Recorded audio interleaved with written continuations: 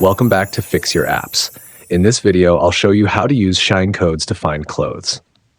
Let's get started. Step 1. First, open the Shein app on your phone. Make sure you're logged into your account so you can easily browse and search for items. Step 2. Next, find the product you want to get the code for. You can browse through categories or use the search bar to look for specific styles. Step 3. Once you've selected a product, scroll down the page and look for the descriptions section. This is where you'll find important details about the item. Step 4. Now, tap on description to open the full product details. Here you'll see information like fabric type, sizing, and more. Step 5. At the bottom of the description, you'll find the item ID. This is the unique product code you need. Tap on the copy button next to it to save it to your clipboard. Step 6. Next, go back to the home page of the Shein app.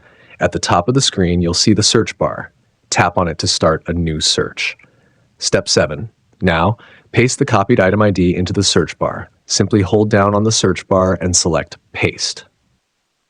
Step 8. Finally, tap on the search icon and the app will instantly find the product for you. You can now view, save, or purchase the item directly. Thanks for watching and please subscribe to the channel.